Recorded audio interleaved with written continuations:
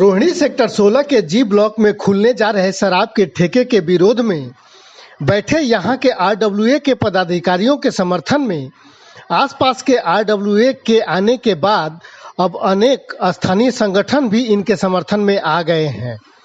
आज नमो शक्ति सेना के राष्ट्रीय अध्यक्ष संदीप चौधरी अपने समर्थकों और सहयोगियों के साथ यहां पहुंचे और G2 ब्लॉक के चेयरमैन अनिल राणा और प्रधान मुकेश जाखड़ को अपना समर्थन देते हुए यहां शराब का ठेका नहीं खोलने देने के लिए हर संभव प्रयास करने का आश्वासन दिया। इसके बाद संदीप चौधरी इन सभी सहयोगियों के साथ रोहिणी सेक्टर 5 स्थित MCD जोन कार्यालय पहुंचकर DC अंकिता मिश्रा को एक ज्ञापन सौंपते हुए यहां खोले जा रहे शराब के ठेके को बंद कराने की मांग की।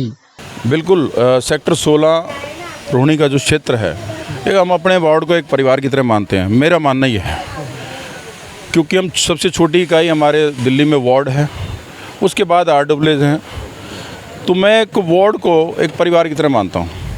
तो मुझे पता लगा कि यहाँ शराब का ठेका खुल रहा है तो हमें भी तकलीफ़ हुई और मैं कल भाइयों से मिलने भी आया, भाई साहब से, और भी कार्यकर्ता यहाँ बैठे थे RWA के लोग। तो मुझे लगा कि थोड़ी लड़ाई को आगे बढ़ाना चाहिए। देख तो मैं आपका दिल्ली मेल जो आपका चैनल है उसमें देखता रहता था कि हाँ हो रहा है कुछ, 5-6 दिन से मैं देख रहा था आपके चैनल के द्वारा। तो मुझे लगा कि लड़ाई को थोड़ा सा फ्लो में लाना चाहिए। ठेका तो यहाँ नहीं खुलेगा, इतना ऑब्जेक्शन लगने के बाद मुझे लगता नहीं है कि यहाँ ठेका खोला जाएगा। तो उसी कड़ी में दिल्ली में कहीं भी कोई बात होती है, वैसे तो ये मेरा अपना वार्ड है इसलिए मैं यहाँ पर आया था आज। एक राजनीतिक दृष्टि से नहीं आया, मैं पहले भी कह रहा हूँ, पहले भी कहा है और आपको फिर कह रहा हूँ। एक भाईबंदी से आया हूँ और संगठन के चलाता हूँ मैं, एक नमो शक्ति सेना में धार्मिक कार्य करते हैं हम और सामाजिक कार्य करते हैं। तो उस बैनर पे आज मैं यहाँ पर आया हूँ। तो देखा कि यहाँ पर अब सभी लोग मिलकर लड़ाई लड़ेंगे और ठेके को बंद कराएंगे। अभी ज्ञापन पत्र सौंपने जा रहे हैं DC को, MCD ऑफिस में जा रहे हैं। तो सुना है कि बहुत अच्छी महिला हैं, वो स्ट्रिक्ट भी हैं। तो मुझे लगता नहीं, क्योंकि अगर हम बात करें प्रॉपर्टी की, भाई इलीगल है या लीगल है, वो भी उस मामले में भी नहीं खुल सकता ठेका।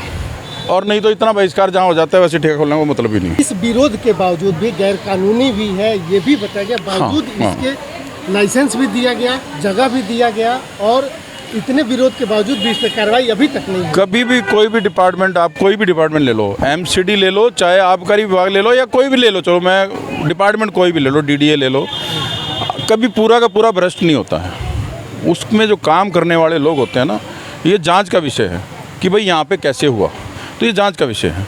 किसके पास फाइल गई, किसने ओके कर दी। तो ऐसा मैं पूरी MCD को भ्रष्ट नहीं कहूँगा। वहाँ पर बैठे क्लर्क भी हो सकता है, कोई और भी हो सकता है, जनता प्रतिनिधि भी शायद हो सकता है। मैं इस बात से पीछे नहीं हटूँगा। जो सच बात है सच है। अब हम कहें कि MCD दूध की दुलिया, ऐसा नहीं है, और या फिर दिल्ली सरकार दूध की दुलिया है, ऐसा नहीं है। इससे पहले भी शिकायत की गई है जोन कार्यालय में, DC को भी, उसके बावजूद भी अभी तक फिर आप आज ज्ञापन देने जा रहे हैं। आपको लगता है कि समाधान में जानबूझ के देरी हो रही है? नहीं, अभी क्या है, जनप्रतिनिधि तो यहाँ पे जो पावर थी निगम पार्षदों की वो तो ख़त्म हो चुकी है ना। अब तो प्रशासन का काम है। प्रशासन काम तब करता है जब आपकी आवाज़ में दम होता है।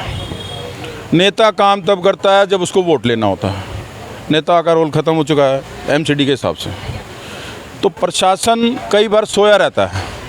इस प्रशासन को जगाने के काम ही नेता करते हैं। वैसे तो राजनीति दल इसलिए बने ही इसलिए हैं कि प्रशासन, नहीं तो प्रशासन चला ले सब कुछ, फिर तो भ्रष्टाचार सारा प्रशासन ही करेगा। और ये सच्चाई बताऊं आपको, MCD के कोई नेता भ्रष्ट नहीं है, भ्रष्ट है ये प्रशासन। JE जो बैठे हैं वहाँ पर, ये लोग करते हैं वहाँ पे भ्रष्टाचार। तो वो सारा सिस्टम बनता चला जाता है। तो इस अभी एक जो ऑफिसर आई हैं, IAS ऑफिसर हैं अंकिता मिश्रा जी, जो यहाँ पे DC हैं, तो अच्छी है, सुना है कि अच्छी थोड़ी सी सख्त हैं। तो मुझे लगता है हमारी आवाज़ सुनेंगी और जो हुआ है उसकी जांच भी करेंगी कि ऐसे क्यों, यहाँ पे कैसे हो गया, पास कैसे, बोलो वो फाइल कैसे आगे मूव कर गई। तो इस प्रक्रिया को यहीं रोककर और बिल्कुल बंद करवा देंगे इसको, इस ठेके को नहीं खुलने देंगे। ये जनहित का कार्य है, इसके लिए चाहे कुछ भी लगे हमारा, हम हर वक्त दिन रात मतलब सबके साथ। RWA के चेयरमैन अनिल जी, आप लोग लगातार विरोध किए हैं जी अपने मांग पत्र भी दिया है, जी। क्या कहा डीसी ने? अभी तक आपको क्या लग रहा है कि इसको सील कराने में क्यों देरी हो रही है?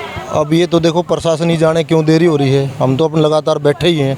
आज जैसे संदीप भाई आए हैं, संदीप भाई ने कोशिश कल आए थे हमारे पास कि भाई ये कोशिश करते हैं दोबारा उनको जाने की, किस वजह से डिले हो रहा है, किस वजह से देरी हो रही है, ये तो प्रशासन ही जाने ना। हम तो अपने उससे तरीके से बैठे ही हैं, तो आज फिर जा रहे हैं, क्या रिस्पॉन्स मिलता है। तो भाई साहब संदीप भाई जैसे हमारे साथ जा रहे हैं, हमारे RW के मेंबर भी जा रहे हैं, तो देखते हैं आज क्या रिस्पॉन्स मिलता है। मुकेश जी, पिछली बार मैंने आपसे पूछा था कि समर्थन जो है कितना है, आज फिर जो है अलग अलग RWA के साथ साथ नमो शक्ति सेना जैसी संस्थाएं भी अब आप लोगों के समर्थन में आ रही हैं।